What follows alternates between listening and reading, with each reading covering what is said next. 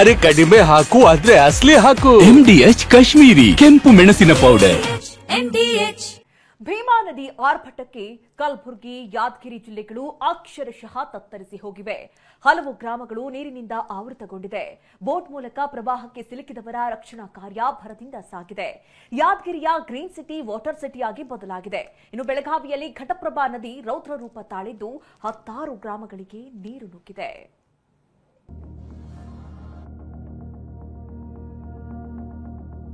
ಆ ರೈತರ ಸಮಸ್ಯೆಗಳಿಗೆ ತಕ್ಷಣಕ್ಕೆ ಅದನ್ನು ಮಾಡಬೇಕು. ಸಂಕಷ್ಟದಲ್ಲಿರ್ತಕ್ಕಂಥ ರೈತರಿಗೆ, ಬಡವರಿಗೆ ಸ್ಪಂದನೆ ಮಾಡುವಂತ ಕೆಲಸ ಮಾಡಬೇಕು.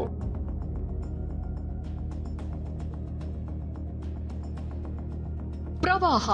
ಭೀಮಾ ನದಿ ಆರ್ಭಟಕ್ಕೆ ಪ್ರಳಯಾಂತಕ ಪ್ರವಾಹವೇ ಸೃಷ್ಟಿಯಾಗಿದೆ. ನೆರೆ ನರ್ತನಕ್ಕೆ ಜನರ ಬದುಕೆ ಕೊಚ್ಚಿ ಹೋಗ್ತಿದೆ.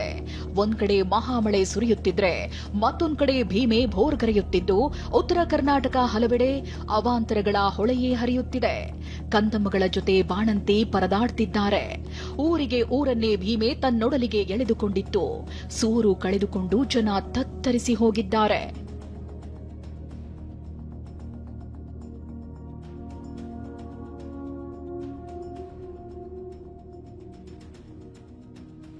ಇಲ್ನೋಡಿ, ಇದು ಕಲಬುರಗಿ ಜಿಲ್ಲೆ ಜೇವರ್ಗಿ ತಾಲೂಕಿನ ಮಂದರವಾಡ. ಇಡೀ ಊರಿಗೆ ಊರೇ ನೀರಿನಿಂದ ಆವೃತಗೊಂಡಿದೆ. ಎತ್ತ ಕಣ್ಹಾಯಿಸಿದ್ರೂ ಜಲಮಯವಾಗಿದೆ. ನೂರಾರು ಮನೆಗಳು ಜಲಾವೃತಗೊಂಡಿವೆ.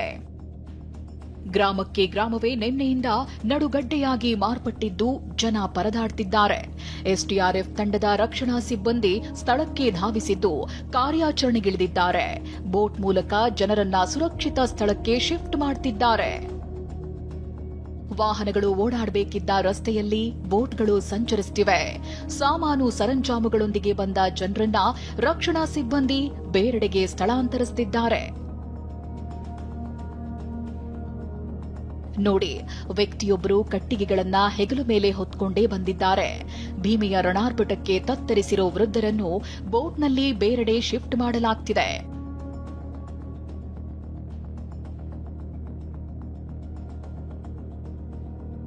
ಇನ್ನು ವೃದ್ಧರೊಬ್ಬರು ಮಳೆ ಹೊಡೆತಕ್ಕೆ ಕಾಳಜಿ ಕೇಂದ್ರಕ್ಕೆ ಸೇರಿದ್ರು. ಆದರೆ ಎದೆ ನೋವಿನ ಮಾತ್ರೆ ಮನೆಯಲ್ಲೇ ಬಿಟ್ಟು ಬಂದಿದ್ರು. ಹೀಗಾಗಿ ಎಸ್ಡಿಆರ್ಎಫ್ ಸಿಬ್ಬಂದಿ ವೃದ್ಧನನ್ನ ವಾಪಸ್ ಕರೆದೊಯ್ದ್ರು. ಇತ್ತ ಕುಡಿಯಲು ಶುದ್ಧ ನೀರಿಲ್ಲದೆ ಪರದಾಡ್ತಿರೋ ಗ್ರಾಮಸ್ಥರು ಸರ್ಕಾರ, ಶಾಸಕರ ವಿರುದ್ಧ ಆಕ್ರೋಶ ಹೊರಹಾಕಿದ್ದಾರೆ. ತರ್ಲಾಕ್ ಹೊಂಟಿವ್ರಿ. ನಿಮ್ಮೆಲ್ಲ ಮನಿ ಮುಳುಗ್ಯಾವ್ರಿ? ಪೂರ ರೀ ಈಚಿಗೆ ಅವ್ರಿ ಏನ್ ಕಾಣಲ್ಲ. ಎಸ್ ಮನಿ ಅವ್ರಿ ನಿಮ್ಮೂರಾಗ? ನಂಬಲ್ರಿ ತೆಳಗ್ರಿ ಮುಳುಗಿವ್ರಿ. ಮತ್ತ ರೀ ಒಂದು 100 ಮನಿ ಅವ್ ನೋಡ್ರಿ. ಈಗಾಗಲೇ ಕಳೆದ ಒಂದು 3-4 ದಿನದಿಂದ ಎಸ್ಡಿಆರ್ಎಫ್ ಟೀಮ್ ಮತ್ತು ಅಗ್ನಿಶಾಮಕ ಇಲಾಖೆದವರು ನಾವು ಇಲ್ಲಿ ಸುಮಾರು ಭೀಮಾ ನದಿಯ ದಂಡೆಯಲ್ಲಿರುವಂತಹ ನದಿಯಲ್ಲಿ ಮುಳುಗಿರುವಂತಹ ಹಳ್ಳಿಗಳಲ್ಲಿ ಜನರನ್ನ ಸುರಕ್ಷಿತ ಸ್ಥಳಕ್ಕೆ ಈಗಾಗಲೇ ಒಂದು 500-600 ಜನರನ್ನ ರಕ್ಷಣೆ ಮಾಡಿದ್ದೀವಿ ನಾವು. ಕೆಲವೊಂದು ಸಂದರ್ಭದಲ್ಲಿ ನೀರಿನ ಫ್ಲೋ ಇದ್ದಲ್ಲಿ, ಬೋಟ್ ಹೋಗದೇ ಇದ್ದಾಗ ಸಂದರ್ಭದಲ್ಲಿ ನಾವು ಹಗ್ಗ ಕಟ್ಕೊಂಡು ಜನರನ್ನ ಸುರಕ್ಷಿತ ಸ್ಥಳಕ್ಕೆ ನಾವು ಕರ್ಕೊಂಡು ಹೋಗ್ತಾ ಇದ್ದೀವಿ. ಈ ದೃಶ್ಯವಂತೂ ಎಂತವರ ಕರುಳನ್ನು ಹಿಂಡುವಂತೆ ಮಾಡುತ್ತೆ. ಪ್ರವಾಹದ ನಡುವೆ ಸಿಲುಕಿ 2 ತಿಂಗಳ ಮಗು ಹಾಗೂ ಬಾಣಂತಿ ಆರೋಗ್ಯ ಸಮಸ್ಯೆಯಿಂದ ಪರದಾಡ್ತಿದ್ದಾರೆ. ಶಾಲಾ ಆವರಣದಲ್ಲೇ ದಿನ ಕಳೆಯುವಂತಾಗಿತ್ತು. ಬೋಟ್ನಲ್ಲಿ ಸ್ಥಳಕ್ಕೆ ತೆರಳಿದ ಎಸ್ಡಿಆರ್ಎಫ್ ಸಿಬ್ಬಂದಿ ಬಾಣಂತಿ 2 ವರ್ಷದ ಮಗುವನ್ನ ರಕ್ಷಿಸಿದ್ದು ಜೇವರ್ಗಿ ಆಸ್ಪತ್ರೆಗೆ ದಾಖಲಿಸಿದ್ದಾರೆ. ಇದು ಮಂದರವಾಡ ಗ್ರಾಮದ ಪ್ರವಾಹದ ಸ್ಥಿತಿಯಾದ್ರೆ, ಫಿರೋಜಾಬಾದ್ ಗ್ರಾಮದ ಜನರಂತೂ ಜಲದಾಳಿಗೆ ಕಂಗೆಟ್ಟು ಹೋಗಿದ್ದಾರೆ. ಭೀಕರ ಪ್ರವಾಹದ ಹೊಡೆತಕ್ಕೆ ಗ್ರಾಮವೇ ಮುಳುಗಡೆಯಾಗಿದ್ದು ಮನೆಗಳಿಗೆ ಬೀಗ ಬಿದ್ದಿದೆ. ದೇಗುಲಗಳಿಗೂ ಜಲ ದಿಗ್ಬಂಧನ ಹಾಕಲಾಗಿದೆ. 3 ದಿನಗಳಿಂದ ಪ್ರವಾಹದ ನಡುವೆ ಸಿಲುಕಿರೋ ಜನ ಸರ್ಕಾರದ ವಿರುದ್ಧ ಗರಂ ಆಗಿದ್ದಾರೆ. 3 ದಿನಗಳಿಂದ ಕಲಬುರಗಿ ಜಿಲ್ಲೆ ಅಫಜಲ್ಪುರ ಮತ್ತು ಏನು ಜೇವರ್ಗಿ ತಾಲೂಕುಗಳು ಮತ್ತು ಕಲಬುರಗಿ ತಾಲೂಕಿನ ಕೆಲ ಗ್ರಾಮಗಳು ಸೇರಿದಂತೆ ನೂರಾರು ಗ್ರಾಮಗಳು ಸದ್ಯ ಜಲಾವೃತ ಆಗಿರತಕ್ಕಂಥದ್ದು. ನಾನು ಕಲಬುರಗಿ ತಾಲೂಕಿನ ಫಿರೋಜಾಬಾದ್ ಗ್ರಾಮದಲ್ಲಿರ್ತಕ್ಕಂಥದ್ದು. ಸದ್ಯ ಗ್ರಾಮದ 100ಕ್ಕೂ ಹೆಚ್ಚು ಮನೆಗಳು ಏನೋ ಅಂತಾರೆ ಭೀಮಾ ನದಿ ಹೊಡೆತಕ್ಕೆ ಏನೋ ಅಂತಾರೆ ಮುಳುಗಡೆ ಆಗಿರತಕ್ಕಂಥದ್ದು. ಸದ್ಯ ಇಲ್ಲಿರ್ತಕ್ಕಂಥ ಈಶ್ವರ ದೇವಸ್ಥಾನ ಆಗಿರ್ಬೋದು, ಮಹಾಲಕ್ಷ್ಮಿ ದೇವಸ್ಥಾನ ಆಗಿರ್ಬೋದು, ಸುಮಾರು ದಂಡುಗೊಂಡ ಬಸವ ಸುಮಾರು 100ಕ್ಕೂ ಹೆಚ್ಚು ಮನೆಗಳ ಸಮೇತ ದೇವಸ್ಥಾನಗಳು ಕೂಡ ಮುಳುಗಡೆ ಆಗಿವೆ. ಇಲ್ಲಿರ್ತಕ್ಕಂಥ ಜನರು ಏನಿದ್ರು ತಮ್ಮ ಆ ಮನೆಗಳಿಗೆ ಕೀಲಿ ಹಾಕೊಂಡು ಏನೋ ಅಂತಾರೆ ಬೇರೆ ಕಡೆ ಶಿಫ್ಟ್ ಆಗಿರ್ತಕ್ಕಂಥದ್ದು. ನಿಮ್ಮ ಊರಲ್ಲಿ ಎಷ್ಟು ಮನೆ ಮುಳುಗಡೆ ಆಗಿದೆ, ಯಾವತ್ತಿಂದ ಆಗಿದೆ? ಒಂದು 20-25 ಮನೆಗಳು ಮುಳುಗಡೆ ಆಗ್ಯಾವ್ರಿ. ಆಕೆಸಿ ಭಾಳ ಇದು ಆಗ್ಯಾವ್ರಿ, ಈಗ ಅಸ್ವಸ್ಥ ಆಗ್ಯಾವ, ಏನು ಹೊಲಗಳು ಭಾಳ ಮುಳುಗ್ಯಾವ್ರಿ. ಹಿಂಗೆ ಆಕೆಸಿ ಭಾಳ ಹೈರಾಣಾಗಿ ನಡೆದವ. ಯಾರು ಅಧಿಕಾರಿಗಳು ಯಾರು ಬಂದಿರು? ಏನೋ ಯಾರೂ ಬಂದಿಲ್ಲ ಅಧಿಕಾರದವ್ರು. ಇತ್ತ ಜೇವರ್ಗಿ ಬಳಿ ಕಟ್ಟಿಸಂಗಾವಿ ಸೇತುವೆ ಮುಳುಗಡೆಯಾಗಿದ್ದು ಆಯುಧ ಪೂಜೆಗೆ ಹೊಸ ವಾಹನ ಬುಕ್ ಮಾಡಿದ್ದ ಜನರಿಗೆ ಶಾಕ್ ಎದುರಾಗಿದೆ. 3 ದಿನದಿಂದ ಹೊಸ ದ್ವಿಚಕ್ರ ಟ್ರ್ಯಾಕ್ಟರ್ ಹೊತ್ತಿರುವ ಕಂಟೈನರ್ಗಳು ನಿಂತಲ್ಲೇ ನಿಂತಿವೆ. ಬೀದರ್ ಶ್ರೀರಂಗಪಟ್ಟಣ ಹೆದ್ದಾರಿಯಲ್ಲಿ ಟ್ರಾಫಿಕ್ ಜಾಮ್ ಉಂಟಾಗಿದೆ. ಸರ 3 ದಿನ ಆಯ್ತ್ರಿ ನಿಂತ, ಏನು ಊಟ ಇಲ್ಲ ತಿಂಡಿ ಇಲ್ಲ, ಹಂಗ ನಿಂತು ಬಿಟ್ಟವು. ಇಲ್ಲೇ ಯಾವಾಗ ಬಿಡ್ತಾರೋ ಗೊತ್ತಿಲ್ಲ. ನಾಳೆ ಪೂಜೆ ಐತಿ, ಪೂಜೆ ಮಾಡ್ಕೋಬೇಕು. ಗಾಡಿ 3 ದಿನದಿಂದ ಇಲ್ಲೇ ನಿಂತೀವಿ. 5 ಪೂಜೆ ಐತಿ ಸರ್, 5 ಪೂಜೆ ಎಲ್ಲ ಮಾಡ್ಕೋಬೇಕು. 3 ದಿನದಿಂದ ನಿಲ್ಲಿಸಿ ನಿಂತು ಬಿಟ್ಟಾರೆ, ಎಂದು ಬಿಡ್ತಾರ ಗೊತ್ತಿಲ್ಲ. ಊಟ ಎಲ್ಲೆಲ್ಲ ಸರ್, ಇಲ್ಲಿಂದ 2 ಕಿಲೋಮೀಟರ್ ನಡಿಬೇಕು, ನಡ್ಕೋತ ಹೋಗಿ ನಡ್ಕೋತ ಬಂದು ಊಟ ಮಾಡ್ಕೊಂಡ್ ಬರ್ಬೇಕು. ಭಾರಿ ಸಮಸ್ಯೆ ಆಗಿಬಿಡುತ್ತೆ ಸರ್. ಭೀಮಾ ನದಿ ಪ್ರವಾಹಕ್ಕೆ ಯಾದಗಿರಿ ನಗರ ಅಕ್ಷರಶಃ ತತ್ತರಿಸಿ ಹೋಗಿದೆ. ಗ್ರೀನ್ ಸಿಟಿ ಬಡಾವಣೆ ನದಿಯಾಗಿ ಮಾರ್ಪಟ್ಟಿದ್ದು ಜನತೆಗೆ ಜಲದಿಗ್ಬಂಧನ ಹಾಕಿದೆ. ರಸ್ತೆ ಮೇಲೆ 3-4 ಅಡಿಯಷ್ಟು ನೀರು ಆವರಿಸಿಕೊಂಡಿದೆ. ಮನೆಯಿಂದ ಹೊರಗಡೆ ಬರಲು ಜನ ಪರದಾಡ್ತಿದ್ದಾರೆ.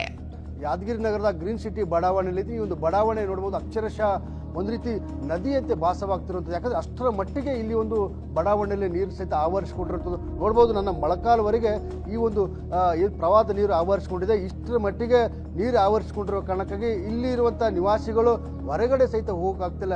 ಅಷ್ಟರ ಮಟ್ಟಿಗೆ ಪ್ರವಾಹದ ನೀರು ಆವರಿಸಿಕೊಂಡಿದೆ. ಸುಮಾರು 3-4 ಅಡಿಯಷ್ಟು ನೀರು ಈ ಒಂದು ಬಡಾವಣೆಯಲ್ಲಿ ಆವರಿಸಿಕೊಂಡಿದೆ. ಹೀಗಾಗಿ ಇಲ್ಲಿರುವಂಥ ನಿವಾಸಿಗಳು ಅಂದರೆ ಸುಮಾರು 10 ಮನೆಗಳು ಈ ಒಂದು ಬಡಾವಣೆಯಲ್ಲಿದ್ದಾವೆ.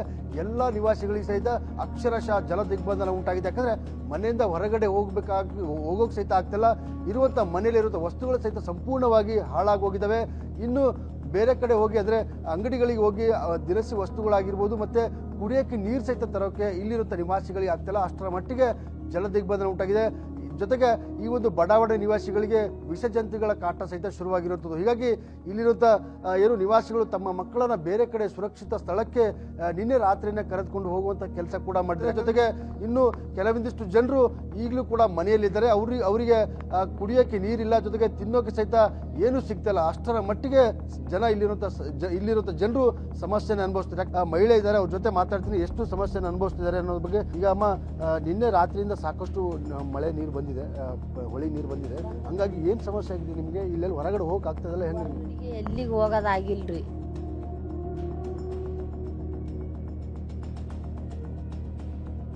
ಇಷ್ಟೇ ಅಲ್ಲ, ಮನೆಯಲ್ಲಿ ನೀರಿಲ್ಲ, ವಸ್ತುಗಳೆಲ್ಲವೂ ಕೊಚ್ಚಿಕೊಂಡು ಹೋಗ್ತಿವೆ.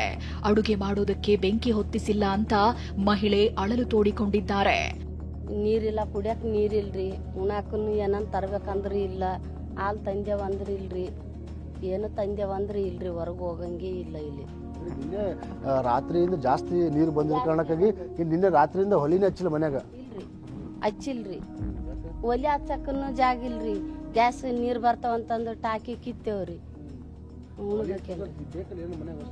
ಏನು ಇಲ್ರಿ ಮನ್ಯಾಗ, ಎಲ್ಲ ಹೋಗ್ಯಾವ ಹರ್ಕೊಂಡು. ಹ್ಞೂ, ಇನ್ನ ಬ್ಯಾರಲ್ ಪಿರಲ್ ಅಲ್ಲೇ ಬಿದ್ದಾವ್ರಿ. ನಾವು ಪುಟ್ಟಿಗೆಸನ್ ಸುಮ್ಕೊಂತೇವ್ರಿ. ಬರೀ ಗ್ರೀನ್ ಸಿಟಿ ಬಡಾವಣೆ ಅಷ್ಟೇ ಅಲ್ಲ, ವೀರಭದ್ರೇಶ್ವರ ಬಡಾವಣೆಗೂ ಜಲದಿಗ್ಬಂಧನ ಬಿದ್ದಿದೆ.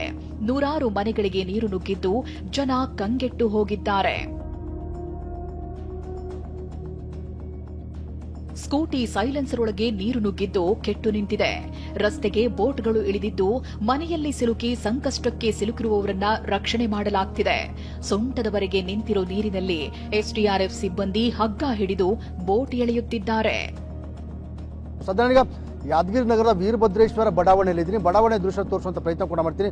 ನನ್ನ ಮೊಳಕಾಲ್ವರೆಗೆ ಕಂಪ್ಲೀಟ್ ಆಗಿ ನೀರು ಆವರಿಸಿಕೊಂಡಿದೆ. ಅಂದರೆ ಸುಮಾರು 3 ಅಡಿಯಷ್ಟು ಎತ್ತರ ಇಲ್ಲಿ ನೀರು ಆವರಿಸಿಕೊಂಡಿದೆ. ಹೀಗಾಗಿ ಕಂಪ್ಲೀಟ್ ಆಗಿ ಈ ಒಂದು ಬಡಾವಣೆ ಜಲಾವೃತ ಕೂಡ ಆಗಿರುವಂಥದ್ದು. ಇಲ್ಲಿರುವಂಥ ಸಾಕಷ್ಟು 100 ಮನೆಗಳಿದ್ದಾವೆ. ಎಲ್ಲ ಮನೆಗಳು ಸಹಿತ ಕಂಪ್ಲೀಟ್ ಆಗಿ ಜಲಾವೃತ ಕೂಡ ಆಗಿರುವಂಥದ್ದು. ಮನೆ ಒಳಗೆ ಸಾಕಷ್ಟು ಈ ಒಂದು ಪ್ರವಾಹದ ನೀರು ನುಗ್ಗಿ ಅಲ್ಲಿರೋ ಮನೆಯಲ್ಲಿರುವಂಥ ದವಸ ಧಾನ್ಯಗಳಾಗಿರ್ಬೋದು, ದಿನಬಳಕೆ ವಸ್ತುಗಳಾಗಿರ್ಬೋದು, ಕಂಪ್ಲೀಟ್ ಆಗಿ ಮಳೆ ಈ ಒಂದು ಪ್ರವಾಹದ ನೀರಿನಲ್ಲಿ ಕೊಚ್ಕೊಂಡು ಹೋಗಿದ್ದಾವೆ.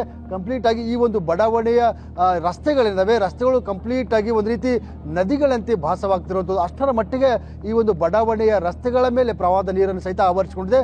ನಮ್ಮ ವೀರಭದ್ರೇಶ್ವರ ಬಡಾವಣೆಯಲ್ಲಿ ಸುಮಾರು ಏನಿಲ್ಲ ಅಂದ್ರೆ 25ರಿಂದ 30 ಮನೆಗೆ ನೀರು ನುಗ್ಗಿದೆ.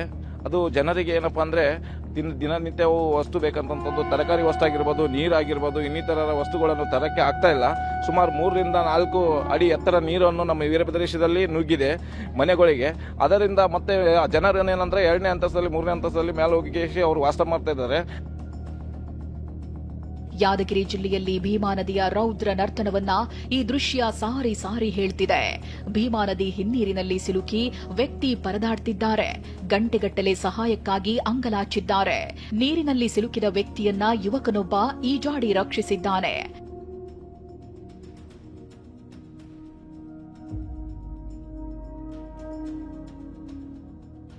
ಭೀಮೆಯ ರೌದ್ರಾವತಾರಕ್ಕೆ ಕುಂಬಾರರ ಬದುಕು ಕೊಚ್ಚಿ ಹೋಗಿದೆ.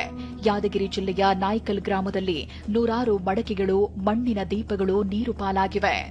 ಮೈನಾಬಾಯಿ ಕುಟುಂಬದ ಬದುಕಿಗೆ ಕತ್ತಲು ಆವರಿಸಿಕೊಂಡಿದೆ.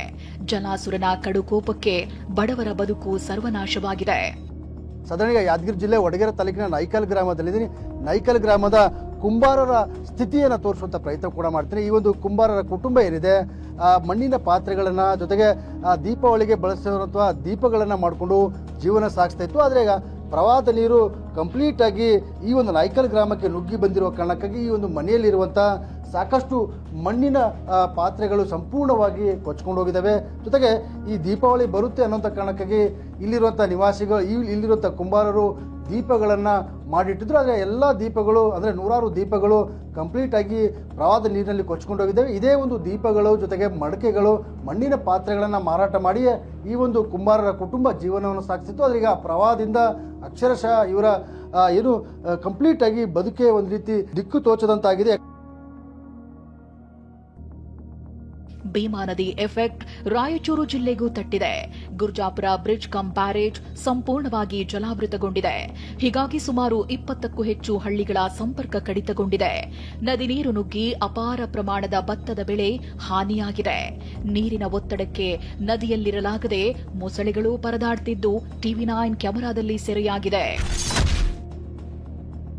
ವಿಜಯಪುರದ ಇಂಡಿ ಅಲಮೇಲ ತಾಲೂಕು ಹಿಂಡಿ ಹಿಪ್ಪೆಯಾಗಿದೆ. ಸುಮಾರು 15 ಕಾಳಜಿ ಕೇಂದ್ರಗಳನ್ನು ತೆರೆಯಲಾಗಿದ್ದು 664 ಜನರು ಕಾಳಜಿ ಕೇಂದ್ರದಲ್ಲಿ ಆಶ್ರಯ ಪಡೆದಿದ್ದಾರೆ. ಸದ್ಯ ನಾವು ಆಲ್ಮೇಲ್ ತಾಲೂಕಿನ ಕುಮಸಿ ಗ್ರಾಮದ ಗಂಜಿ ಕೇಂದ್ರದಲ್ಲಿದ್ದೀವಿ. ಇಲ್ಲಿ ನೋಡುವುದು ಗಂಜಿ ಕೇಂದ್ರದಲ್ಲಿ ಇರ್ತಕ್ಕಂಥ ಜನರಿಗೆ ಒಟ್ಟು ಆಹಾರವನ್ನ ಇಲ್ಲಿ ಸಿದ್ಧಪಡಿಸತಕ್ಕಂಥ ಒಂದು ಕೆಲಸದಲ್ಲಿ ಇಲ್ಲಿಯ ಜನರು ನಿರತವಾಗಿದ್ದಾರೆ. ಏನು ವಿಜಯಪುರ ಜಿಲ್ಲೆ ಇಂಡಿ ತಾಲೂಕಿನಲ್ಲಿ 7 ಗಂಜಿ ಕೇಂದ್ರಗಳನ್ನ ಮಾಡಲಾಗಿದ್ದು ಒಟ್ಟು 83 ಕುಟುಂಬಗಳ 400 ಸದಸ್ಯರನ್ನ ಸ್ಥಳಾಂತರ ಮಾಡಲಾಗಿದೆ. ಬೆಳಗಾವಿ ಜಿಲ್ಲೆಯಲ್ಲಿ ಘಟಪ್ರಭಾ ನದಿ ರೌದ್ರ ರೂಪ ತಾಳಿದೆ. ಹುಕ್ಕೇರಿ ತಾಲೂಕಿನ ಹತ್ತರಗಿ ಗ್ರಾಮಕ್ಕೆ ನೀರು ನುಗ್ಗಿದೆ. ಹಿಡಕಲ್ ಡ್ಯಾಂನಿಂದ ನೀರು ಬಿಟ್ಟಿದ್ರಿಂದ ಭೀಕರ ಪ್ರವಾಹ ಎದುರಾಗಿದ್ದು ವಿದ್ಯುತ್ ಕಂಬ, ಪಂಪ್ ಸೆಟ್ಗಳು ನೀರಿನಲ್ಲಿ ಮುಳುಗಡೆಯಾಗಿವೆ. ಘಟಪ್ರಭಾ ನದಿ ಪಾತ್ರದ ಜನರಲ್ಲಿ ಪ್ರವಾಹದ ಭೀತಿ ಮತ್ತಷ್ಟು ಹೆಚ್ಚಿದೆ. ಬೀದರ್ ಜಿಲ್ಲೆಯಲ್ಲಿ ಮಳೆಯಿಂದ ಅಪಾರ ಬೆಳೆ ಹಾನಿಯಾಗಿದೆ. ಬೆಳೆ ಹಾನಿ ಪ್ರದೇಶಕ್ಕೆ ಬಿಜೆಪಿ ರಾಜ್ಯಾಧ್ಯಕ್ಷ ವಿಜೇಂದ್ರ, ಪರಿಷತ್ ವಿಪಕ್ಷ ನಾಯಕ ಛಲವಾದಿ ನಾರಾಯಣಸ್ವಾಮಿ ಭೇಟಿ ನೀಡಿದ್ರು. ಔರಾದ್, ಹುಮ್ನಾಬಾದ್ ತಾಲೂಕಿನಲ್ಲಿ ಬೆಳೆ ಹಾನಿ ವೀಕ್ಷಿಸಿದ್ರು. ನಾನು ಮಾನ್ಯ ಮುಖ್ಯಮಂತ್ರಿಗಳಲ್ಲಿ ವಿನಂತಿ ಮಾಡ್ತೇನೆ, NDRF ಏನು ಪರಿಹಾರ ಬರಬೇಕು ಅದು ಬಂದೇ ಬರುತ್ತದೆ. ಅದರ ರಾಜ್ಯ ಸರ್ಕಾರವು ಕೂಡ ಮುಂದೆ ಬರಬೇಕು. ಕೇವಲ ಇಲ್ಲಿ ಅಧಿಕಾರಿಗಳು ಬಂದು ಭೇಟಿ ಮಾಡೋ ಹೋಗೋದ್ರಿಂದ ಪ್ರಯೋಜನ ಇಲ್ಲ. ತತ್ಕ್ಷಣ ಸಂಕಷ್ಟದಲ್ಲಿರ್ತಕ್ಕಂಥ ರೈತರಿಗೆ, ಬಡವರಿಗೆ ಸ್ಪಂದನೆ ಮಾಡುವಂತ ಕೆಲಸ ಮಾಡಬೇಕು, ಪರಿಹಾರ ನೀಡಬೇಕು ಅಂತ ನಾವು ಒತ್ತಾಯ ಮಾಡಿದ್ದೇವೆ. ಕಲಬುರಗಿ, ಬೀದರ್, ಯಾದಗಿರಿ ಜಿಲ್ಲೆಗಳಲ್ಲಿ ಪ್ರವಾಹದಿಂದ ಅಪಾರ ಹಾನಿಯುಂಟಾಗಿದೆ. ಹೀಗಾಗಿ ನಾಳೆ ಖುದ್ದು ಸಿಎಂ ಸಿದ್ದರಾಮಯ್ಯ ಕಲಬುರಗಿಗೆ ತೆರಳಿ 3 ಜಿಲ್ಲೆಗಳ ಅಧಿಕಾರಿಗಳೊಂದಿಗೆ ಸಭೆ ನಡೆಸಲಿದ್ದಾರೆ. ನಂತರ ಪ್ರವಾಹ ಪೀಡಿತ ಸ್ಥಳಗಳ ಪರಿಶೀಲನೆ ಮಾಡಲಿದ್ದಾರೆ. Bureau report TV nine. MDH ನ ಕಿಚನ್ ಅಲ್ಲಿದ್ರೆ ನಾವು ಎಲ್ಲವನ್ನು ಮಾಡಬಹುದು. ಬೆಂಗನ್ಕ ಬರ್ತಾ, ಆಲೂ ಗೋಬಿ, ಭಿಂಡಿ ಮಸಾಲಾ, ಇನ್ನೂ ಬಹಳಷ್ಟು.